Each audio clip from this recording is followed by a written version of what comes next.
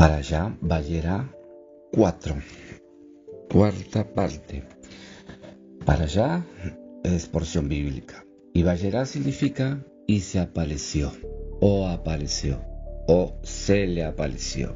En el libro de Génesis, en esta oportunidad, capítulo 19, versículos 36 al 38. Y la palabra nos dice: y las dos hijas de Lot concibieron de su padre, y la mayor dio a luz un hijo y lo llamó Moab. Él es el padre de los moabitas hasta hoy. En cuanto a la menor, también ella dio a luz un hijo y lo llamó Ben-Amí. Él es el padre de los amonitas hasta hoy. ¿Cómo el Mesías fue sacado de Sodoma? Es lo que vamos a ver. En la paralla anterior les dije que había un propósito en cuanto a las dos hijas, si bien su moral no era más bien baja o de tener ciertas reservas. Pero el Eterno siempre tiene propósitos para cada una de las cosas que hacen y nos hace cerrar nuestra boca y cerrar nuestros pensamientos de juicio sobre que algunas cosas están mal. Aún nos atrevemos a pensar que el Eterno tiene acciones o hechos que realmente nosotros no comprendemos, pero gracias a la Torá, a la bendita Torá, encontramos ¿sí? ese porqué, el propósito. El Eterno no quiere que nadie se pierda, sino que todos sean salvos y lleguen al conocimiento de la verdad. No se deleita en la muerte del impío, siempre desea el arrepentimiento del pecador para poder rescatarle de su miseria y darle una nueva vida. Cuando los hijos de Israel entraron en la tierra prometida, fueron ordenados a destruir las 7 naciones descendientes de Canaán por causa de su depravación.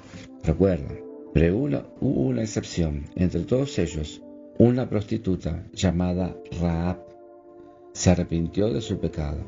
Lo vamos a ver y es mencionada en el libro de Hebreos 11:31, que dice: por la fe, Rahab la ramera no pereció juntamente con los desobedientes, habiendo recibido a los espías en paz. En el libro de Jacob, capítulo 2, versículo 25, también aparece Rahab. Asimismo, también Rahab la ramera no fue justificada por obras cuando recibió los mensajeros y lo envió por otro camino. Si el Eterno menciona a Rahab, es porque la considera un elemento importante. Y fíjense que en el libro de Hebreos hablamos, en el capítulo 11, donde están, digamos, los paladines de la fe, dándolos a nosotros como ejemplo. Y Rahab está en medio de ellos. Entonces, esta prostituta llamada Rahab se arrepintió de su pecado y fue recibida dentro del pueblo de Israel de tal manera que llegó a ser una de las madres ascendientes mujeres en la genealogía del Mesías. Puede leerlo en Mateo capítulo 1, versículo 5. Esto nos enseña que la puerta no estaba cerrada para los descendientes de Canaán, para entrar en el pueblo de salvación, Israel. Por medio del arrepentimiento y fidelidad al Elohim de Israel, cualquier gentil, por muy lejos del Eterno que sea, podrá recibir la herencia entre los santos.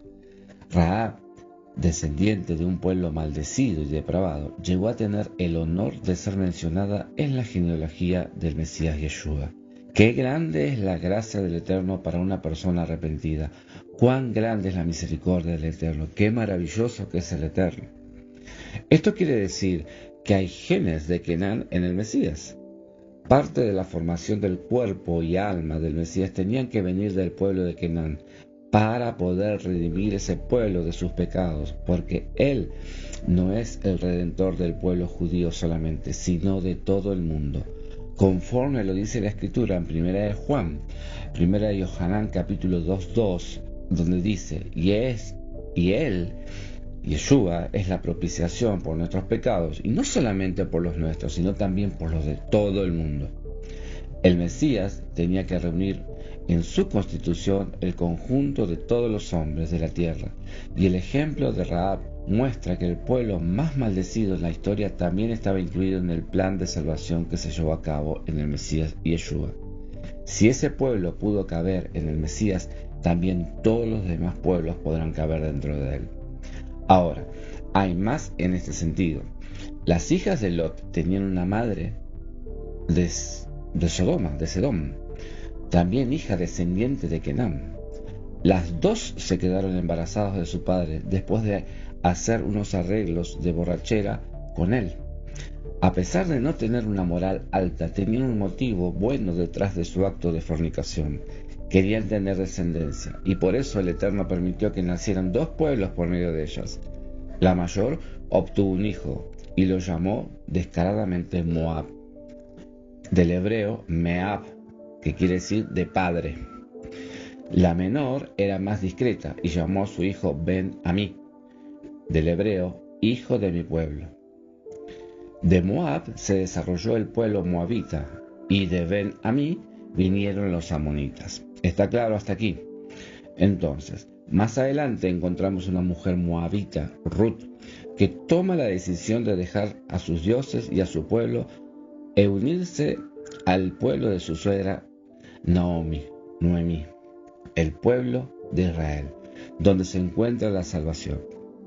Ruth, la moabita, fue aceptada dentro del pueblo por los jueces porque había establecido, la halajá, la ley práctica, que la prohibición de la Torá contra los amonitas y moabitas para entrar en el pueblo de Israel solo se refería a los varones, no a las mujeres. Veamos 23:3. No entrará amonita ni moabita en la congregación de Jehová, ni hasta la 10ª generación de ellos no entrarán en la congregación de Jehová por siempre. Esto dice la palabra, Reina Valera. Entonces, estaba establecido que ningún moabita podía entrar, pero lo que se determina es que solo se refería a los varones, dentro de la halajá, dentro de la ley práctica de ese momento. Boaz era el juez principal en Israel en ese tiempo, y él estableció esta halajá, esta ley. Esto nos enseña que gran parte de la Torá escrita tiene que ser interpretada y entendida por la Torá oral, transmitida por los líderes del pueblo de Israel a lo largo de la historia. Ruth venía del pueblo moabita, que a su vez venía de la esposa de Lot, que venía del pueblo de Sodoma y que venía de Kenán, tal cual lo dice Génesis 10:19. Y cito: y fue el territorio de los cananeos de Sidón en dirección a Gerar hasta Gaza, y en dirección de Sodoma, Gomorra, Adma y Seboín hasta Lasa. Más tarde hubo un rey. Esta parte es maravillosa. Un rey, Rehoboam, hijo del rey Salomón, más conocido como Salomón, que había nacido de la unión entre Salomón y una mujer amonita llamada Naamá. ¿Sí? Y este rey, Rehoboam, es también uno de los ancestros del Mesías Yeshua. Veamos lo que dice la palabra. En 1 de Reyes 14:21, Roboam, hijo de Salomón, reinó en Judá. De 41 años era Roboam cuando comenzó a reinar, y 17 años reinó en Jerusalén, ciudad que Yahweh eligió de todas las tribus de Israel para poner allí su nombre. El nombre de su madre fue Naamá, amonita. En el mismo libro, versículo 31, mismo libro, 1 de Reyes 14:31, dice: y durmió Roboam con sus padres, y fue sepultado con sus padres en la ciudad de David. El nombre de su madre fue Naamá amonita, y reinó en su lugar Abián su hijo. Y en el libro de Segunda de Crónicas, capítulo 12, versículo 13, dice: fortalecido pues Roboam reinó en Jerusalén, y era Roboam de 41 años cuando comenzó a reinar, y 17 años reinó en Jerusalén, ciudad que escogió Yahweh de todas las tribus de Israel para poner en ella su nombre. Y el nombre de la madre de Roboam fue Naamá amonita. Comprendamos que el Eterno hizo que apareciera el nombre de la madre de este rey amonita, aclarando y dejando aclarado que esto no es ninguna casualidad, lo deja totalmente expresado, ¿sí? Para que en los exégetas, los estudiosos, los que leen la Torá, vean y se choquen con esto. ¿Cómo? No era que una amonita no podía, pero por lo dicho anteriormente queda aclarado. Pero con esto lo que quiero decir es que el Eterno tiene todo bajo control. ¿Sí? Entonces, con otras palabras, vemos que por 3 mujeres entraron genes del pueblo de Kenán en el Mesías Yeshua. Y por sus méritos en el madero, por su sufrimiento y muerte expiatoria, estas mujeres fueron rescatadas de la maldición y la muerte que habían caído sobre su pueblo. El arrepentimiento y la fidelidad al Elohim de Israel activó este plan de redención para ellas. Todos los descendientes de Kenán tenían la misma oportunidad para el arrepentimiento, pero muy pocos se aprovechaban de ella, al igual que en el día de hoy. Esto nos enseña que no hay maldición demasiado grande que no pueda ser levantada por medio de la obra del Mesías. Él fue hecho maldición para quitar la maldición de todos los que confían en el Eterno y su plan de redención en el Mesías Yeshua nuestro Señor. Gálatas 3:13 dice: Yeshua nos redimió de la maldición de la ley, hecho por nosotros maldición, porque está escrito: maldito todo el que es colgado de un madero. La ley, la Torá, no es maldición. La maldición viene por la desobediencia de la Torá. Aclaro con respecto a este versículo para restaurar una mala interpretación. Por esta razón entendemos que los ángeles tenían que sacar a Lot y a sus hijas de Sodoma, porque indirectamente estaban sacando al Mesías de allí. El Mesías necesitaba parte de los genes de ese pueblo para poder representarlo delante de Todopoderoso y llevarlo en su cuerpo y así rectificar lo que ellos habían torcido. Qué maravillosos son los planes del Eterno. Él puede utilizar lo maligno y perverso para llevar a cabo sus propósitos, y Él puede librarnos de toda consecuencia del pecado por medio de su ungido Yeshua. Qué maravilloso que es entender esto, porque a veces muchos somos jueces y hacemos acepción de personas.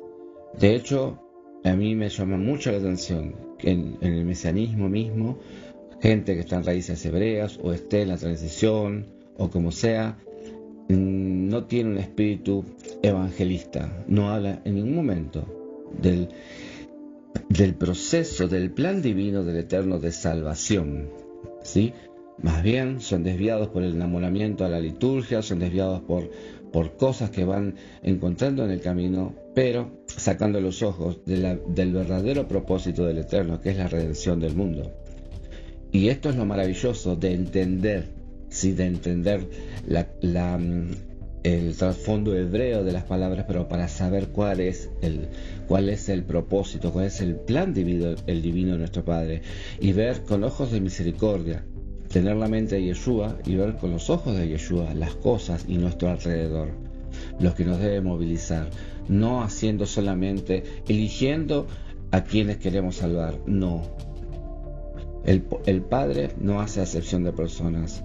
Él, de lo más vil del mundo, ha elegido para poner por eminencia, para burlarse de los sabios de este mundo, ¿sí? Entonces la misericordia del Eterno tiene que estar en nosotros, su pensamiento tiene que estar en nosotros, y nosotros al caminar, como decimos en nuestro ministerio, el camino de la restauración, estamos en la restauración de todas las cosas. Amén. Así que amén por esta palabra. Él puede utilizar lo maligno y perverso para llevar a cabo sus propósitos, y Él puede librarnos de toda consecuencia del pecado por medio de su ungido de Yeshua. Bendito sea su nombre para siempre. Amén.